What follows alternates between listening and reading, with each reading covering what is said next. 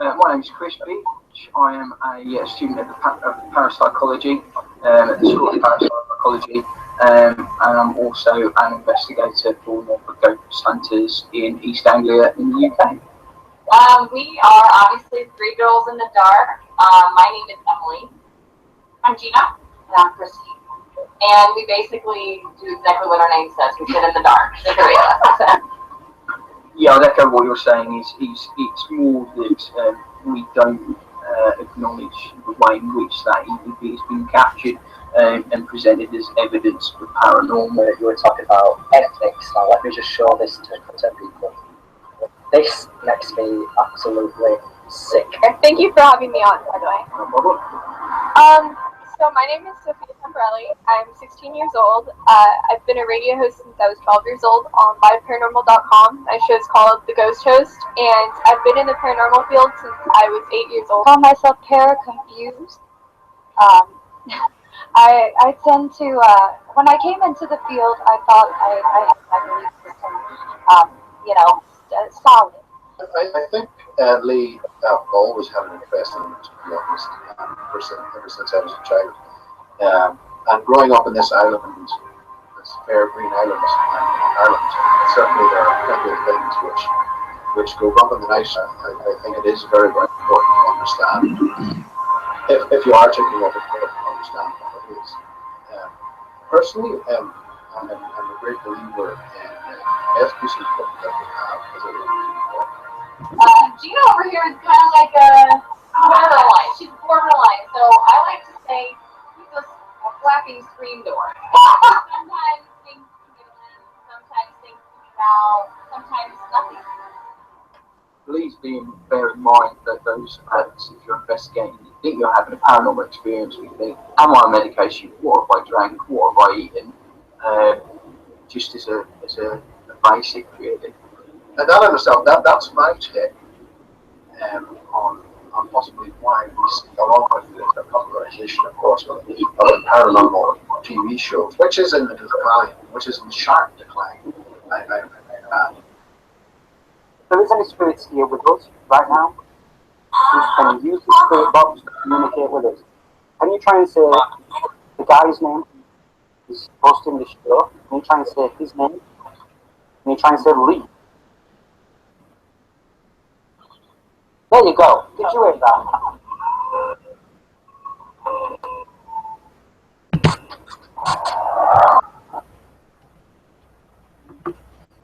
Hello and welcome to the Ghost Hunting TV talk show. My name is Lee Steer and we are currently live streaming on Ghost of Britain, Paranormal Magazine, Paranormal Database, Broadband TV, Get Scared TV and Viso. I'd like to welcome you all from the YouTube chat room as well. It's always a pleasure.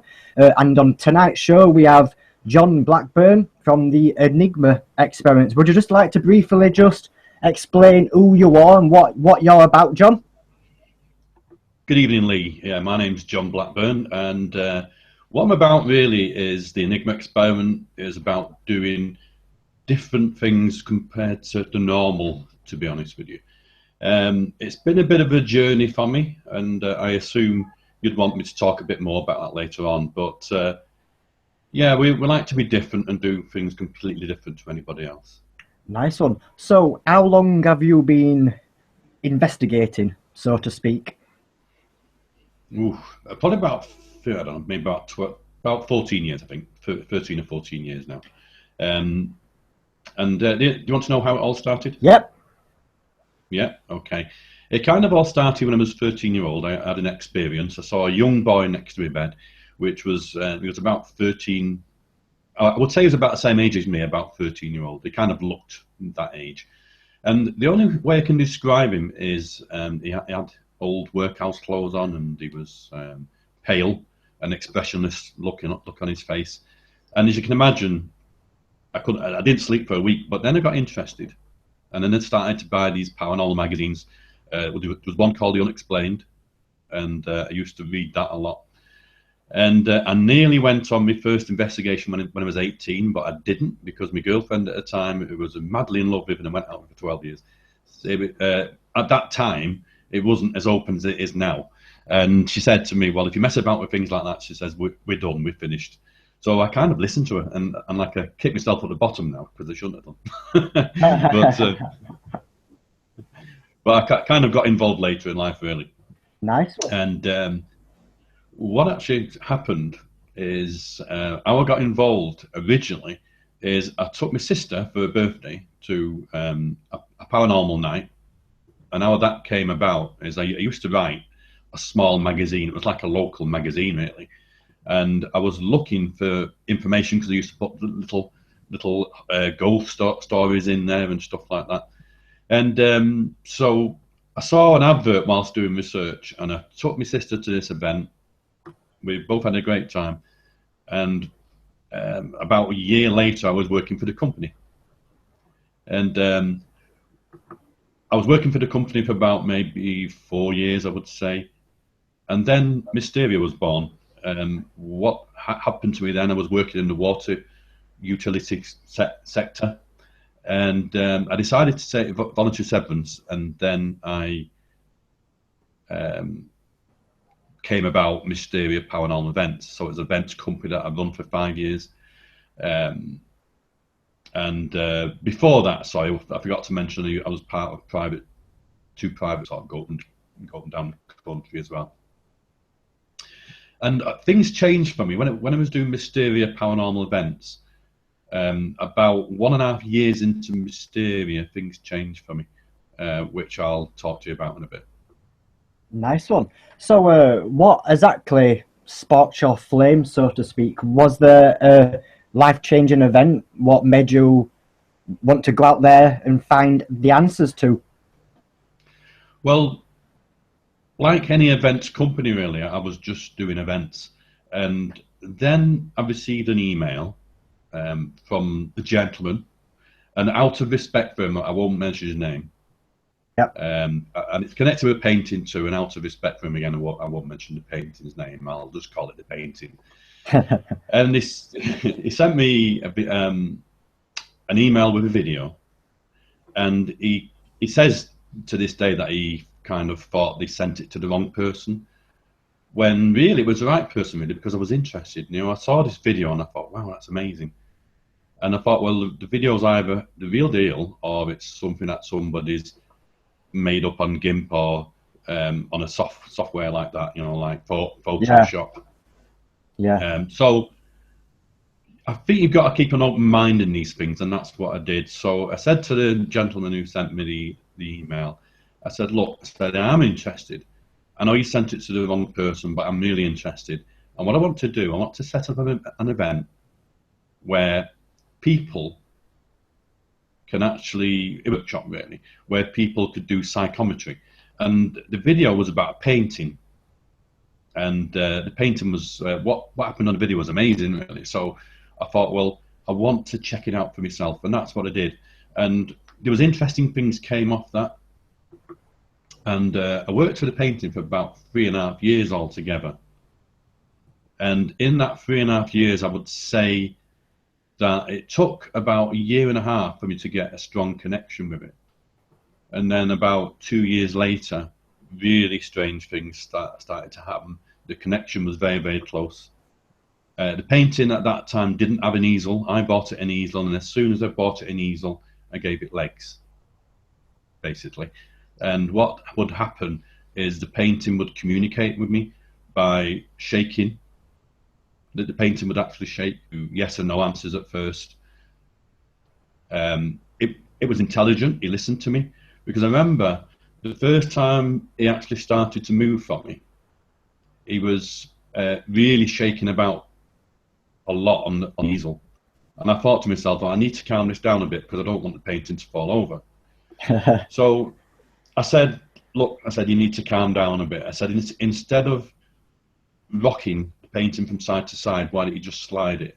Just slide the easel. And guess what? He did it. He slid the easel. So he listened. He was intelligent. And it got to the stage where it started to shake the painting for no, and then it lift the left leg of the easel up for yes. So we had these conversations. And then I was I was able to find out background of the painting then. Probably there's a few people out there watching this who think I'm nuts now, I should imagine. But the thing is, I could get 100, maybe 200 people who's witnessed this. I didn't record it all the time. The reason being is because it didn't like to be recorded. As daft as it sounds, not when when you put it in the recording situation. But we have got a recording of it. It's with a friend of mine, which I'm trying to get back. And funny enough, this is the intelligence and the closeness that we actually had. Is it was like a friend. I used to carry him around in the car everywhere. He stayed at our house for 3.5 years. And whenever I was going to a location, I'd take him along. And then it was called the live experiment then, where I'd do this live experiment with the painting. And the whole thing, really, it started two things, really. First thing, I wanted to find out information about the painting. And the second thing is, what if you took a haunted object into haunted? How would the resident spirits react? It's an interesting question, isn't it? It is indeed, yeah. It's actually very interesting because last night I was actually on an investigation with Peggy, which is meant to be the 5th most haunted object in the world. And you know me, I'm actually an open-minded skeptic, so yeah. I do question things. But yeah, it's like, so my question.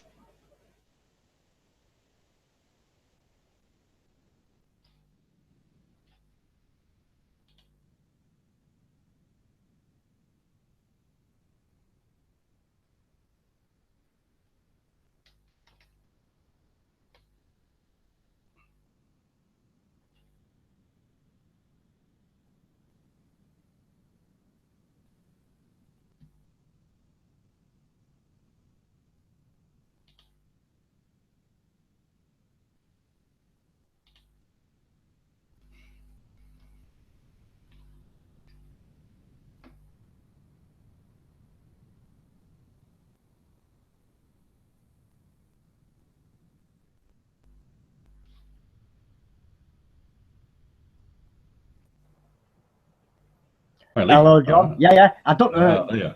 The connection went. Bit spooky, that. The connection just went.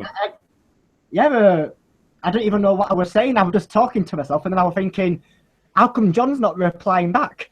But, I'm here anyway. I wonder if it's the haunted objects which is affecting the signal.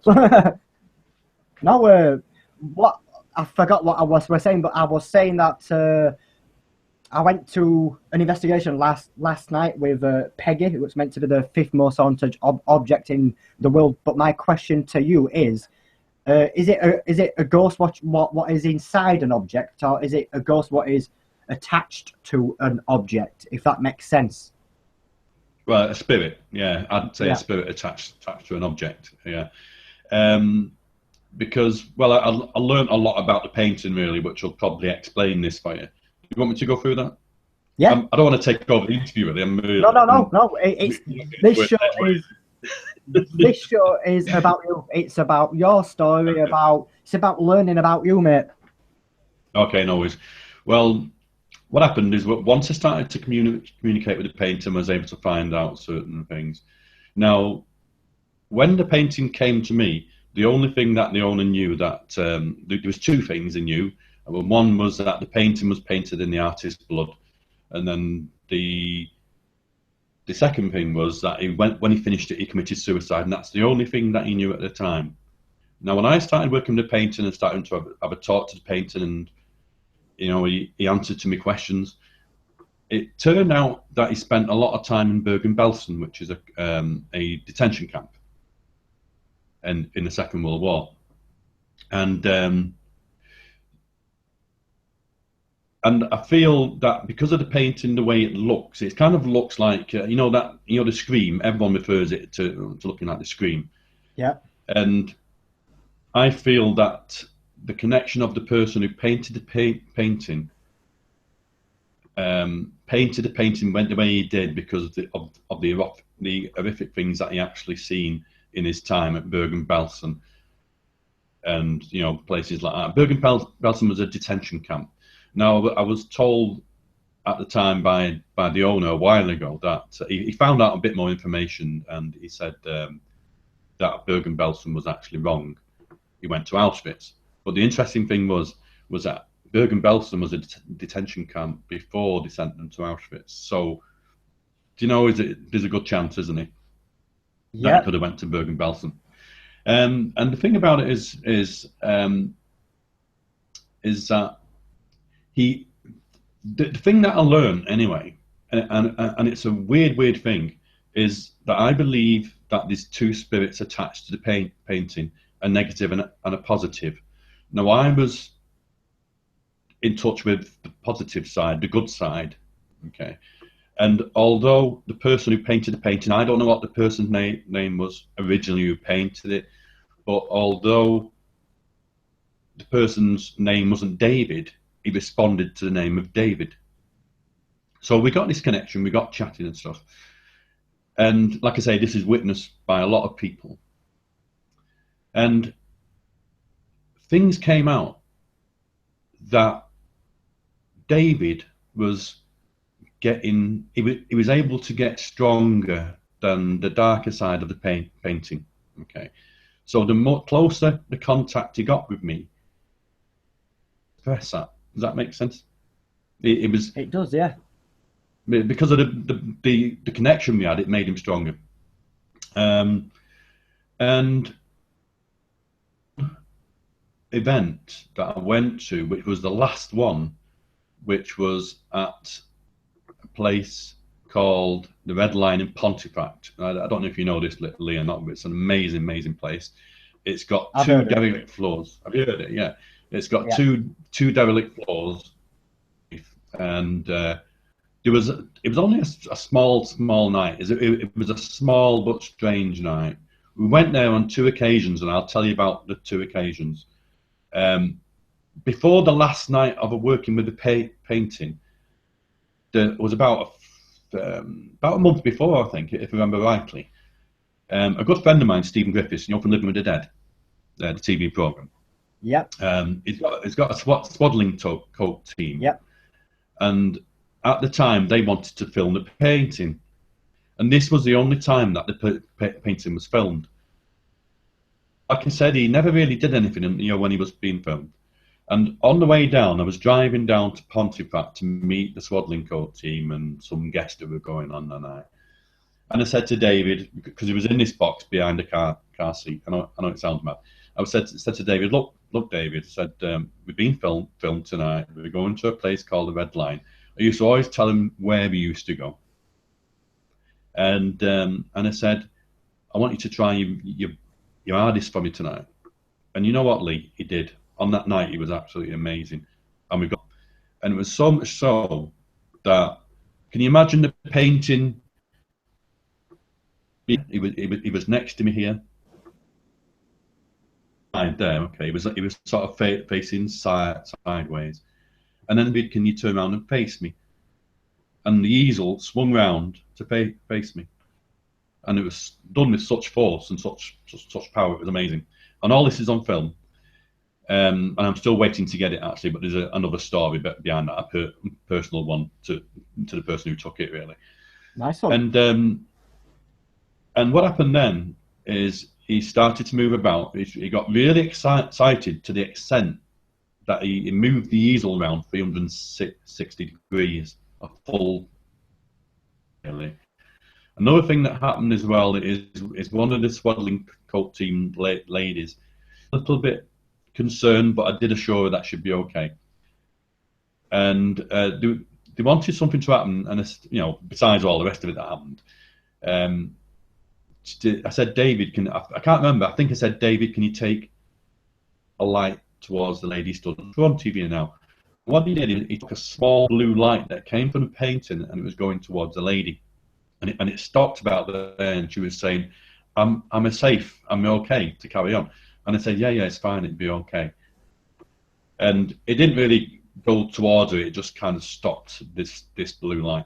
But like I say, on that night, it was pretty amazing, really. And eventually, I will get that video footage, and when I do, then people can see it. Then, Yeah, nice. Now, the last time I worked with it, what actually happened is I worked at, like I say, the Red Lion at the Black Swan. Red Lion at the Black Swan. I get on with looking at all these locations. The Red Lion in Pontefract. Okay, and like I say, it was only a small group at the time, and I was doing a charity event for BLESMA, which is the British Limbless Ex-Servicemen's Association. I had it all set up. And where I was going to do it is at 30 East Drive, you know, the poltergeist house. And the gentleman who owns the house, he was going to allow me to actually stay in there for 2 nights. Now, I thought to make it more interesting and to make more money for BLESMA, I was going to ask David to come along with me. You know, again, because of the what would happen if you took a haunted object into another house scenario. And on this event at Pontefract, I said to David, I want you to come to a house called 30 East Drive in Pontefract. And the strange thing, Lee, is that he went. It was crazy. It was the first time that me and a painting had we had like a debate, really, because he didn't want to go. He was starting to shake really mad, you know. And I said, "What's up, David? Calm down a little bit." I said, "Are you saying that you don't want to go?" And then he shook the painting for no. So I said, "Look, crazy." So I said, "Look, I'll tell you what, Dave, firm, can you lift the left leg of the easel just to say that you don't want to go?" And you only have a gut feeling. I said, "David, because of what's there at the house." And he lifted up the left leg, which was a sign for yes. And I said, "Okay." And they said, "David, is this because if you went there, are you worried about the darker side of you coming forward?" And he said, "Yes." So he said, "What you're saying then, David, is that you wouldn't be able to control it if it happened?" And he said, "Yes." And he was always quite happy working with me because he could suppress that darker side. Okay. There's lots to tell you. I could be telling you this story for about another hour. There's loads connected with it, really. Yeah, that's the thing. You've got a long time with the painting, so that means you've got a lot of stories, a lot of memories, so to speak. But yeah, received from the general public. Well, there was 2. You know, like I love skeptics, to be honest, because the reason being is because it's good to be on the fence, isn't it? To make a sensible decision either way. Yeah. But the other thing is, it's always good to sort of convert one, and I've converted a couple in my time. And one of them is a good friend now called Bill Smith. Now, Bill Smith is a boxer, and when he came to me, his wife brought him along on an event at Woodchester Mansion, and this was when I was doing a live experiment with the painting.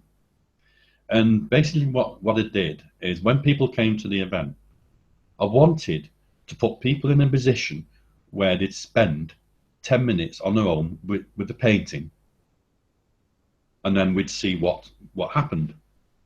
So the only fair way of doing this, I thought, well, I won't tell everybody what's gonna happen on the night, because it'll put things in the mind, you know, before we start. And then I thought to myself, well, when they come on a raffle ticket, okay, and then I said, you know, we've got a raffle tonight, and the lucky winners are going to win something really, really special tonight, you know. Bless him, thought he was going to win a bottle of wine. But anyway, in reality, he actually won 10 minutes with the painting. 5 people did. And it was in the cellar of Woodchester Mansion. And I put each person down in the cellar. And they had the 10 minutes, and it was during the break time. So I could keep an eye on things and make sure that everything went okay and everything was safe. You know, I was always aware to keep somebody close by where the room of the room where the painting was. So if the person was in there on their own, they weren't too scared, and we could go downstairs and look after them. So I told them all not to say anything when they came out, so it didn't influence anybody else. Bill Smith went down. I took him down. I put him in front of the painting. It was all dark, and in the cellar there was like a little window, and it was just letting some light in from the room, And Bill said to me, "What do we do?" And I said, "He likes to be spoken to." And he said, "Right, okay."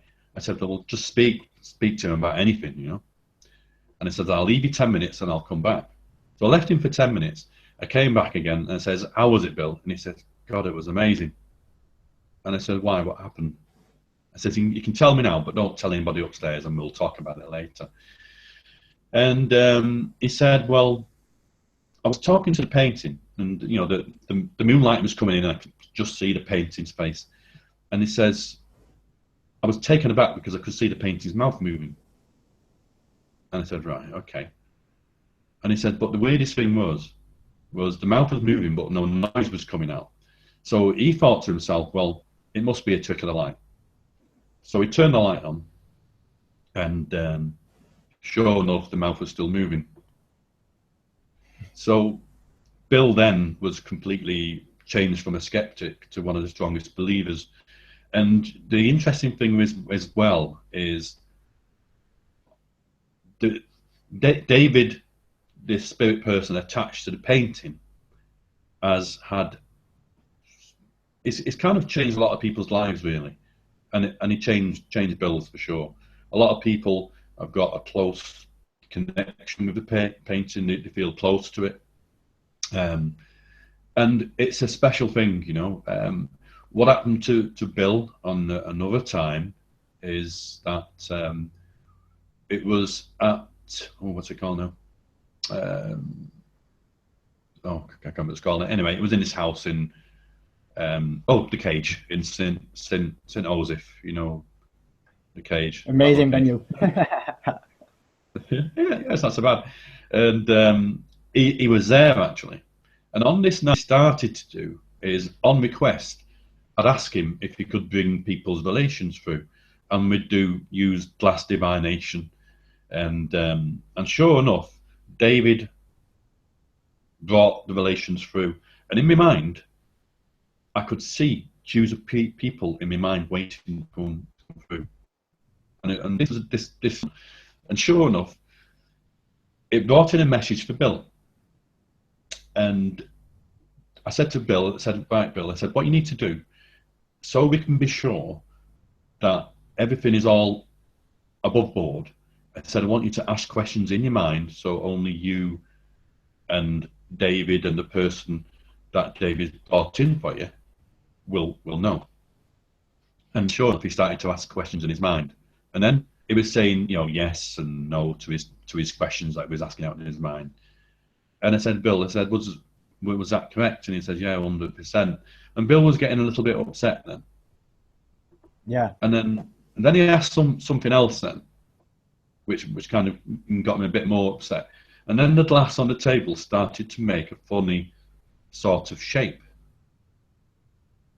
And I said, "Well, what did you ask?" And he said, "Well, my granddad was in the First World War. I think it was the First World War." And he said,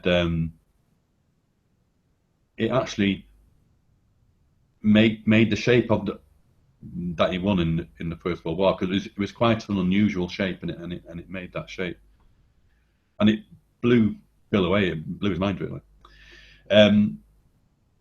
So going back to the night of where I went to East Drive. Well, I was going to go to East Drive, but with a painting, and I said we was having this debate whether to go or not.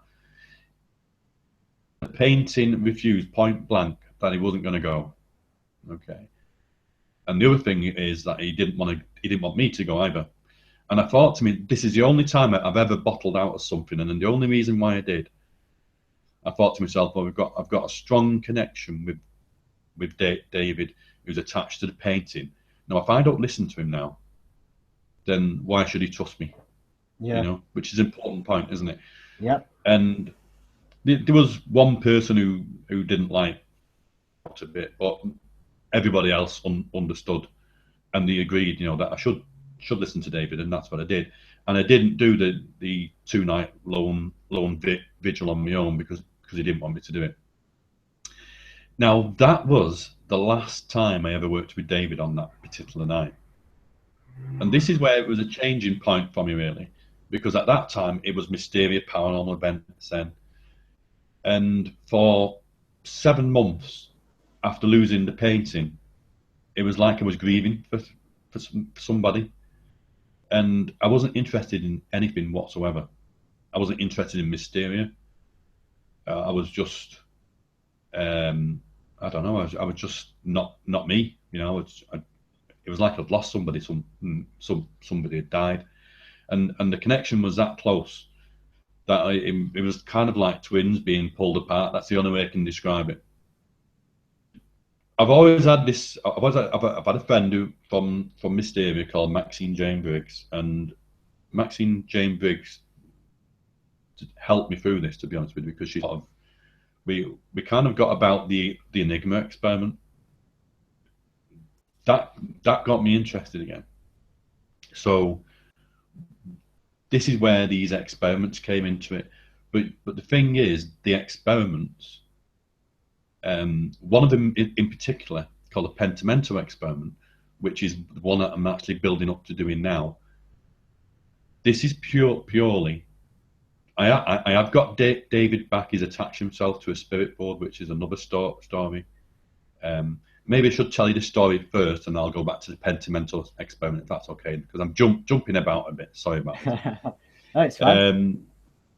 So, going back to me being like not interested in anything for 7 months, we kind of got back on a footing again. The Enigma experiment was born, and I did an event at a place called the Manor House in London, and this was September of last year. And Bill Smith and his wife, he actually came along, and he felt compelled to bring this spirit board along, which he'd had in his house for years, and he had it under the bed. He didn't like it, but I think didn't like what it did once, and put it away and left it. But on this particular weekend, he felt compelled to bring it along, so he brought it along. He gave it to Maxine. He knows that I don't like spirit boards. I don't work with spirit boards. I never have. The reason being because, some people like them, some people don't, and you get in this big debate really. And every man and his dog uses spirit boards. You know what I mean? So it's not a thing I want to use really. So anyway,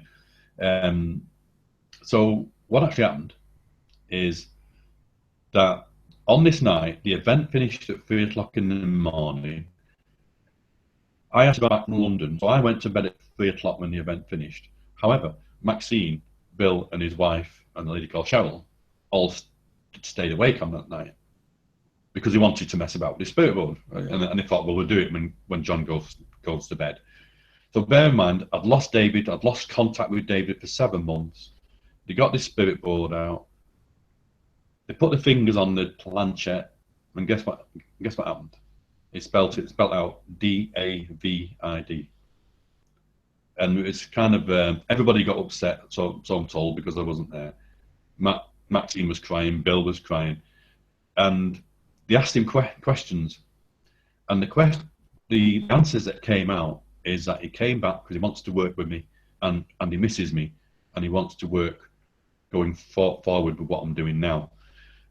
And the interesting thing that happened on that night was I used to work in the water industry, like I said, and 5 years prior to that, this guy who I worked with gave me this book, and it was a book of magic spells, and he gave it to me. I can't remember what the book's called now, but anyway, it doesn't matter. It was a book of magic spells, and I know the mind's going. It was a book of magic spells. You know those books that you read and you think, oh my god, I can't read that because it's like, it's a really hard read, and I left it for 5 years, and then I gave it to Maxine to have a look at, and she looked at it. Okay, and on the very day of when this event was on, I think it was the 19th of September 2015. On that very day, I received a Facebook message from this guy called Steve who gave me the book. Okay, and he said to me, John, I said, well, I want to go on one of the events, and it was just that. All right, but this is where it gets all very, very strange and spooky. Is when they were using the spirit board when I went to bed. David actually spelled out the actual name of the book, and he spelled out a chapter in that book, which was a ritual, and it was oh God, I can't remember that now. It's something to do with the ritual of the angels. Okay, so it kind of blew their mind because he had this information, and it blew my mind because Steve, who gave me the book, actually sent me a Facebook message on that very day. So it just was it a massive coincidence, or was it meant to be? You know, it's one of those strange things. So it was on that time then that we got David back. He's now attached to the spirit board. I don't believe he's always there. I believe that he moves from painting to the board. I think it's like a portal type of thing, and he comes there when he wants to be. Because sometimes in Maxine's house, when he's there, it can be absolutely freezing cold. The whole flat's freezing cold, she tells me, and even though she's got the heating on, he moves things around the house sometimes too. And one particular time, she was in the shower, and she said she saw the curtain moving as if someone's pushing the shower.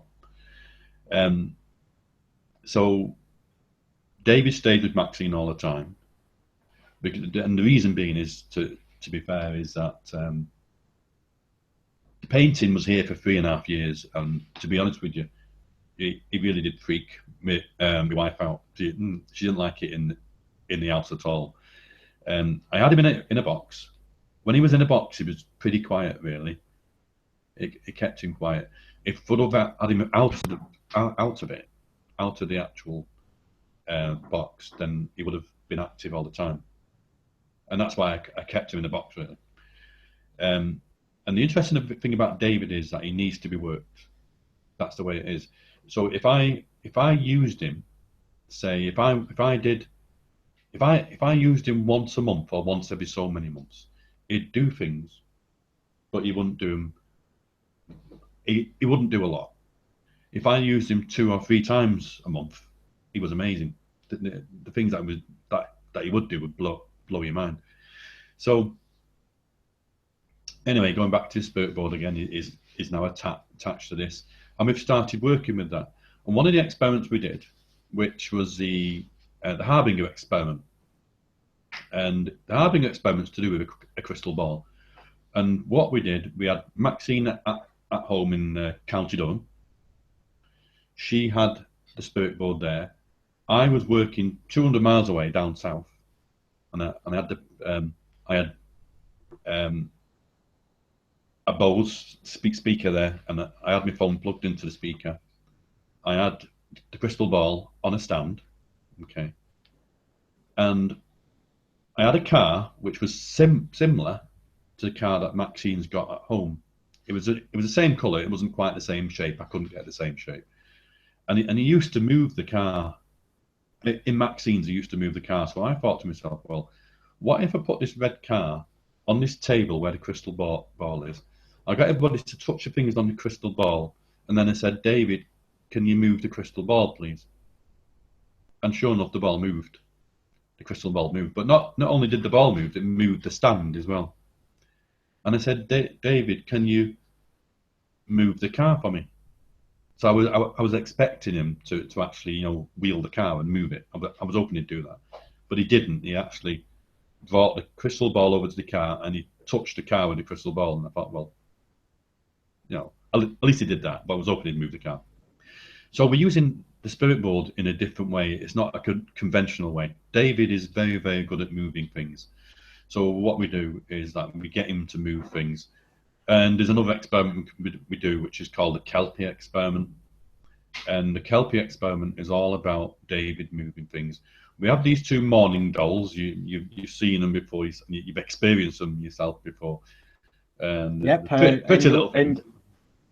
Yeah, and the people who's watching, you will see what actually happens to me when I was on an investigation with John Blackburn. And I must say, John, that was seriously one of the most interesting investigations that I've ever been on in 11 years. And I mean that. And for people who's watching this on Paranormal Magazine, Broadband TV, and etc., if you are interested in ghost hunting, I recommend you to look up the Enigma Experiments, because it is something truly different. It's something, you give a different vibe. It's not the same as a standard ghost hunt. And what I like about it is that you're very old school. You don't focus on technology. You focus on the experiences. You want people to be aware of what's around you instead of focusing on numbers on a meter and etc. Yeah, that's right, and I thank you for that. I appreciate that. Yeah, you're right. I mean, the best piece of equipment you're ever going to have is yourself, isn't it? And if you can feel spirit, if you can interact with spirit, if we can get things to move and physically see things move, then to me, I think that's a good deal. And I often say is, I'm a medium stroke paranormal investigator, but I often say, any medium. No, I'm not being disrespectful to anybody out there. Please don't think that. But anybody can say, oh well, I can see a spirit over there. He's like 25-year-old. He's from the Victorian times, and they're telling you what they can see. And of course, I get that, because you need to give what you get. But the thing is, I'm the type of medium paranormal stroke investigator. Is not only do I like you, not only do I say that I can see somebody or I can feel somebody or whatever, is I want you to see something actually move, and I want you to see things happen on the night. Do you know what I mean? Not hearsay, not what I'm saying. Like you say, I want people to be involved, feel the energy, and if we can get something to move on a night, then it's even better. And this is what the Kelpie experiment's about, and it's about these two ugly little dolls, one called Sweet Pea and one called Florence Nightmare. And David has moved them on a couple of occasions. I don't know whether he did on that. I remember he wasn't sure whether it was a trick of the light or what, but I think did you say that the arm moved or something? What exactly happened? Yeah, what exactly happened was you put me down there. You actually focused me on that investigation, so to speak, and you basically left me down there to experience if I was to happen from David moving these dolls. And yeah, I was facing a mirror, and the doll was behind me. And what I thought I saw was the shoulder, because it's got clothes on, and I thought the shoulder was like ruffling, like the actual clothes was like someone put their hand on to like squish down the actual pattern of the actual clothes. That's what I thought I saw. But what was interesting, which is on camera, by the way, is when before you actually put them dolls there, you left me down there with a radio while all you lot was upstairs, kind of getting David to do something in the room while I was downstairs alone. And what I thought I heard was you lot walking about upstairs. It's on camera, and we had a camera upstairs also watching you, which Charlene was doing, I believe. Yes, that's right. Yeah. And the camera clearly shows no one moving. And I was convinced you lot were like chucking tables around. It was loud stuff, and it's on camera. That's interesting. And I'm pretty sure that the public will be looking forward to watching that back. So yeah. Good. I'm pleased you enjoyed tonight. So what I'm doing now, do you want to know what I'm going to do next? Do you want to know? Yeah. Yes. Okay. Yes. Well, this is what I've been building up to. Is a pinnacle of all the experiments so far, and it doesn't stop there. It's the only start of things to come. Really, is the pentamento experiment. Now, me and David have always been. Although David does some amazing things with the spirit board, he's at his strongest. He was always at his strongest in the painting. You know, the things he did with the painting was amazing. So, what I'm going to do is it's going to take several months. It's not going to happen overnight. Okay, and I've invited you along, which you've kindly agreed to do a documentary about it as well. I have indeed. And it's going to be excitingly because I'm going to paint a painting. Okay, I'm going to paint a painting. I've got a design in my head, but that design may change because I'm going to paint it whilst David's there in the spirit board form. And if I get an instinct to change it differently because David's given me that, then I'll paint it differently. But it's, you know, I won't say what it's going to be. We'll wait and see. But copper, like the conduction rope experiment, you've seen that one before. I work with a lot of copper. It's what works for me, and the painting isn't going to contain blood. Okay. Well, it might do. I've not decided yet. Always blood. Lee's blood. But anyway. Yeah. So what I thought of doing is incorporating a lot of copper in the painting. I'm not going to say right now how I'm going to do that. I'm going to save that for the documentary. And what I'm going to do is attach David back into a painting that I painted myself, and confident it is going to work. You know, it isn't not going to work. It is going to work. It's possible. Yeah. It must be possible to achieve because he's already done it. Yeah. Let me talk about a different example then of what you're attempting. Have you heard of the Crying Boy painting? Yeah. Or picture? There's meant to be like quite a lot of copies of them. Apparently, that same spirit is attached to more than one picture. So if that's the case, you know, surely it can happen. Surely it can get an attachment to a second picture, a second painting, a second object, so to speak. Yeah. It isn't going to be like the original painting whatsoever. It's going to be nothing to do with the original painting whatsoever. Like I say, the gentleman who painted the painting, the gentleman who owns it, okay, I've got a lot of respect for him, and I wouldn't do that. I wouldn't do anything like that. Try to rip anything off. It isn't me. It's going to be a completely different painting altogether. But I know 100% that he's going to do it. And there's two reasons why I'm going to do it. You know, do you want me to be 100% honest? There's a number of reasons why I'm doing it.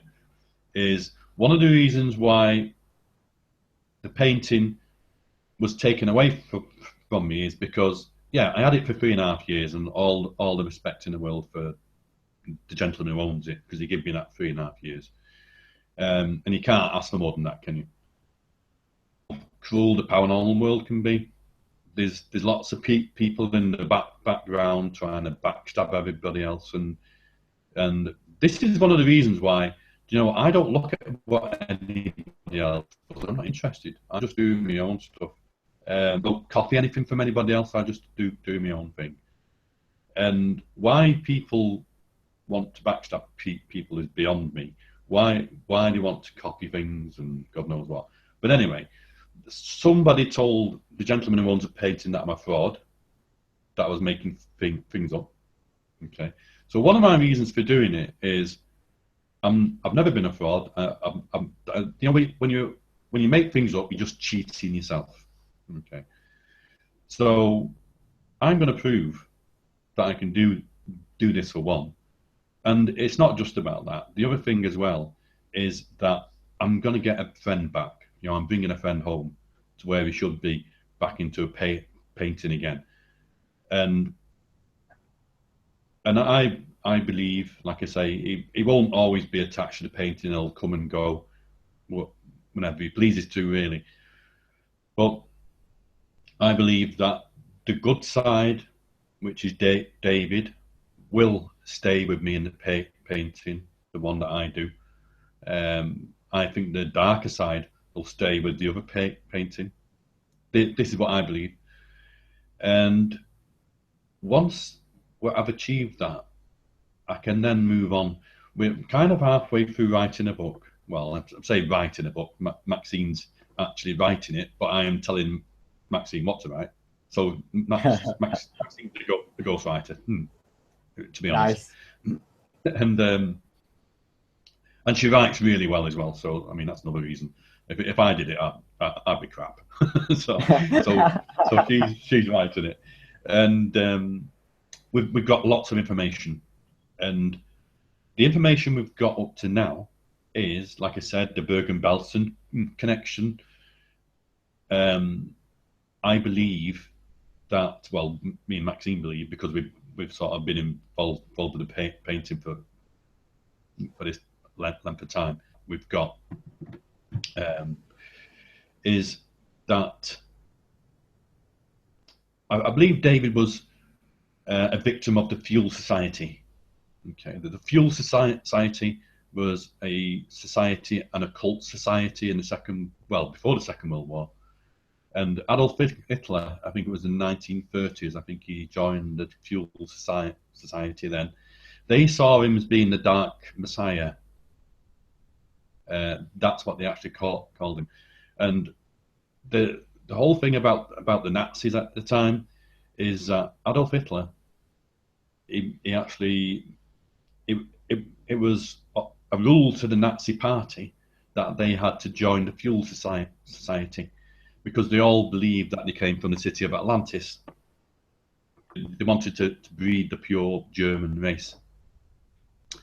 At Bergen-Belsen, they started to do experiments on people.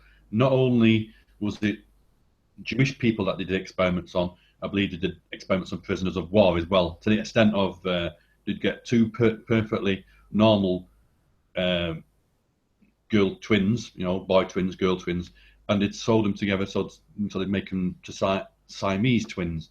And they did crazy things like that.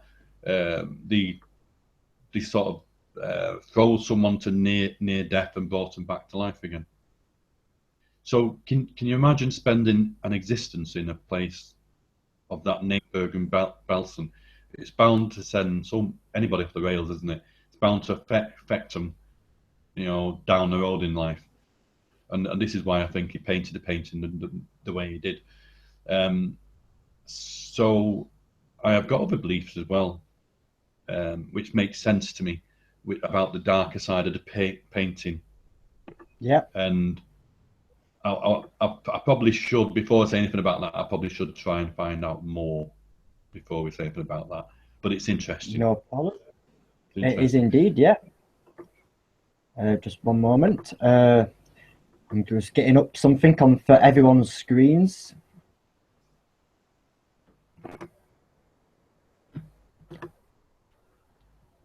So what I'm on now is your website. Do you want to briefly just explain what people can expect to find on your website?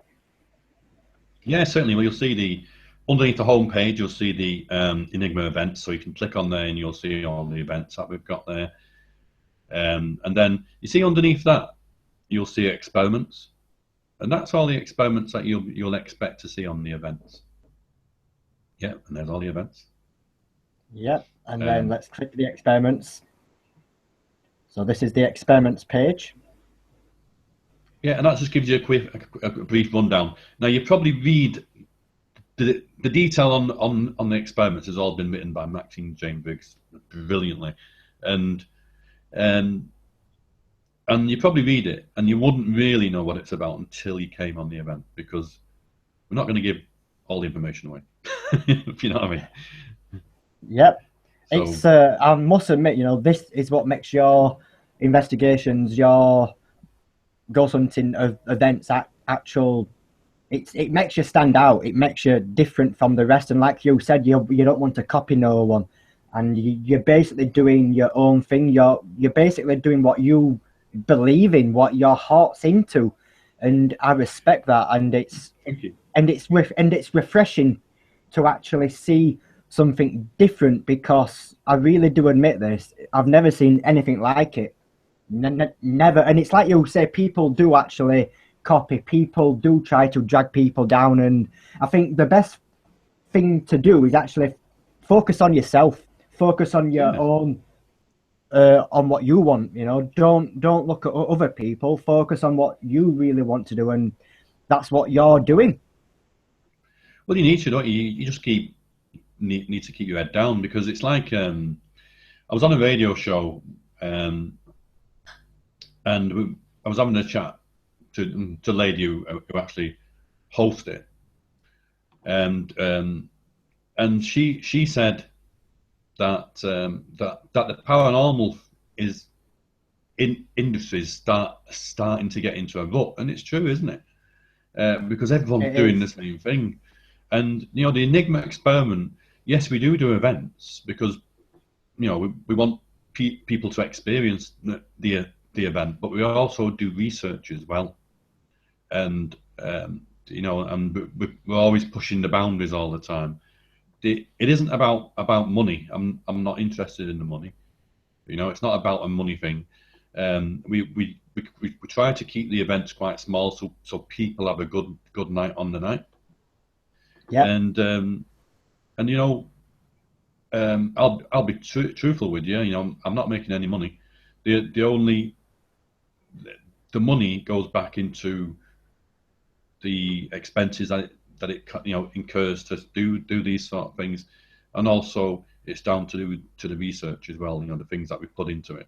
Exactly, yeah. Like a lot of people think ghost hunting's free, when really it's actually not. There is a reason why people make event companies, and I'm not always for event companies, but certain ones I actually like yourself, and because you're doing something different, and a reason why people need to have event companies is because venues actually charge. Like venues actually charge like something to like £500 to like £1,000, or possibly even £2,000. It depends on the actual location, and seriously, you can't really afford that, can't you? Well, that's right. I mean, you do need to fund things, to keep going, really, because there's also hidden costs as well, like insurances, for instance. Exactly, yeah. You've got insurance. There's all sorts, really. But sorry, it's good. But and that's our Facebook page there. If you want to jump on there. Yeah. Maxine does some amazing articles on the Facebook page. It's again, we try to keep it different and interesting, and Maxine does a lot of that. Maxine is my manager, by the way. The Enigma Experiment, we're not a team as such. It's just me and Maxine, because I think if you have teams, you get all the bickering going on and stuff like that. And just Maxine, and then everybody comes as a guest, And we are doing rather well. We've got we've got a lot of people who follow us now, and they come on the events, and they all, like you, think it's a refreshing change, really, to sort of get involved in these experiments and stuff. It is, yeah. So what's the next thing for you then? Is it a public ghost hunt? Is it what's the next thing on the agenda? Next thing on the agenda is, first of all, we've got a ghost hunt which is on the 4th of June, which is on the Trim Comley, HMS Trim Comley in Hartlepool. And it's a ship, and it's an amazing ship, Lee, and it's going to be interesting. It's going to be a different night. That is only, I think, I've forgotten now. I think it's £39. I think, but it's we try to keep the cost as low as we can. But then the important one is on the I can't remember what date it is now. But anyway, it's the one after in June. I think it's the 17th. But anyway, Just look on the website. Yep. And it's the Pentimento experiment. It is the start of the Pentimento experiment. And like I say, it's going to be done in different phases. And you're coming to that one, aren't you? I am, yeah. I am, yeah. I think Maxine's sorted it with Charlene, and she's like just booked it all in. So yeah, it's all good. Yeah. We're all set, Good. and I'm looking forward to the other future projects as well. I know that I will be there for the chocolate factory as well, and yes, amazing. And I will be there for another investigation which I cannot remember. My memory is like a sieve. You know what? I'm like a goldfish. I'm telling you. I'm exactly same. But yeah, we will be there, and we will be doing short films and etc. And I'm always looking forward to working with you in the future, John. Thank you. Can I just tell you one thing before we? How long's the show for? As long as we want it to be. Oh, right. Okay, that's all right. Is experiment is just the start of things really to come. I've got another experiment after the Pentimento one, and it's to do with a germanium receptor. Okay. You've heard of the skull experiment. You're aware of that. The germanium receptor basically was the first device. I know I say I don't use equipment and stuff, and I don't, but this is completely different. I've made a germanium receptor a while ago with a friend of mine who's an engineer, and basically the skull experiment. What actually happened is a germanium receptor was they made, and it's got a piece of germanium in it, which is like a semi-precious metal. And the reason why they use that, it's what's called as a semiconductor. It only conducts one way. Excuse me. And it was the whole thing. The germanium is actually surrounded by coils, and it creates an EMF around that. And it's to attract spiritual vibrations and waves. Now, what I'm going to do is once the painting's actually working, and David's back in there again, I'm going to do something with the germanium receptor and David, okay, and it's going to be mind blowing. It's going to be mind blowing. If it, I know the painting's going to work. Okay, I know that's going to work, and I think if you work long enough at things, they're going to work, aren't they? And I'm saying that the painting's going to be several months, because I'm doing it, each session, I like to call them, really. The painting won't be complete, but we'll work with it. We'll give it the energy that it needs. I know the way David works, so I know what he needs. And then once we've reached that point where it actually works, the germanium receptor is going to come into play then. I haven't thought of a name of that experiment yet, but that's Maxine's department. She comes up with all these amazing names. and this is going to be something else. And it's just going to go on and on, really. And it's like I said on another radio show, it isn't going to stop. It's going to carry on. We're going to be pushing the boundaries all the time. These things, you can't just work at the same things. You've got to work at them, make it different, and to make them unique, and push boundaries. Because if you don't push the boundaries, you never know what's going to work, do you? Yeah, exactly. Yeah. You can't play safe all the time. No. It's like a lot of people always say, "What do you expect to happen on investigations and such?" And my answer to that is, you can't expect anything to really happen, because you don't really know. Truthfully, if it is going to happen, even if you know that there are ghosts there, you do not know. You do not know 100% that it's going to perform for you. It depends on if the spirit is actually feeling nice to actually do that. It's like, how would you feel if you were in an abandoned place, and if a group of people came in and started saying, "Do this, do this, do that, do that"? Would you ignore them, or would you play along? I know what I would do. I would terrorize them, but there will be spirits which would probably, which would want to be left alone, so to speak. Yeah. Well, this brings another thing, isn't it? I mean, you know, the Enigma experiment is all about respect as well. And, you know, what some people forget is, and you see it on Facebook as well, is that, you know, Spirit was once alive, you know, one time. They're an intelligent being still. And how would anybody feel if they were goaded and too wrongly? You just wouldn't like it, would you? And it shouldn't be done. No. So the Enigma experiment is total respect for the spirits that we work with, David especially, and anybody involved who come along on the Enigma experiments. Like I say, yes, it is an event. We do vigils, we do Victorian seances and things like that. But you're part of a big experiment. You're part of a big experiment that's ongoing, and it's going to carry on until I die, and then I'll be part of it. That's it. That's the plan. I think I know where that's going. I'll come and haunt you, Lisa. Yes. You know what? The amount of people who's actually saying that when they pass, they are going to literally haunt me to death.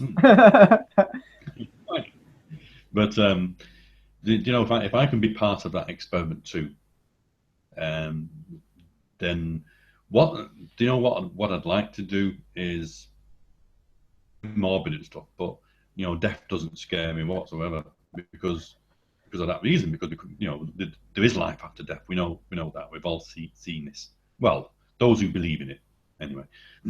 Is if I gave somebody a code word in an envelope, put it somewhere secure in my will, let's say, and then when the time comes, when I pass the spirit, and then I come back as part of the Enigma experiment, if I can give over that code word back to whoever's hosting the experiment, like yourself at that time, Lee Steer, maybe. Yep. then wouldn't it be mind blowing if you could get that code? Oh yeah, exactly. Yeah. So I think I'm going to finish off on this question actually. Like I know that you're very spiritual about being aware of what's happening around you, using your own body as a tool. Do you ever think that life after death will be scientifically proven, or do you believe that it's designed not to be proven? If that makes sense. Well, to answer your question, the Enigma experiment is about that. It's about proving life after death, and this is what the Pentimento experiment is about. And can it be scientifically proven? Yeah, I think it can under the right conditions. You know, like I was saying about this, you know, it's going to take several months. Well, after that 7 months, when I know it's working the way I want it to work, when I know painting, David's connected to the painting, and I know he's fully connected to it, but we'll have to work him quite a lot to get him strong, because I know what he's like. Is then I've got an independent paranormal investigator, which is Stephen Griffiths, who's known for living with the dead. And you know, although we are friends, what I've said to Stephen is, I've said, I want you to come along and, you know, to write a report about it and to release it. And be honest. If you think it's a load of crap, say it's a load of crap. I want it to be 100% honest, Steve, and I've said that to him. And Steve's up for it. So he's going to be an independent paranormal investigator when it's finished. So it's going to be an adventure and a half, Lee. Oh, it is, yeah. I'm actually really looking forward to actually taking part and filming the actual documentary. So, yeah, I think I'd like to just thank everyone watching on Paranormal Magazine, Broadband TV, Viso, Get Scared TV, and not forgetting Facebook. There'll be people watching through Facebook, and there'll be people watching through YouTube. I'd like to thank you all for joining in. I know that we've gone over the time. I apologise for that, Broadband TV. I'm so sorry. But, you know, you can never plan what is going to happen. And I'd like to also, of course, thank you yourself, John, for coming on. Thank you very much, Lee. No problem. And do you know what? There's so much I want to ask you, but there's just time. Yeah. Time just is nothing. It just goes fast. Well, we'll have to do it again sometime. Yep. I'm pretty sure that we will have to because of the future stuff we've got coming up. I think we'll need to tell people about what is going off. Oh yeah. So just fastly, how can people find you, John? Right, okay.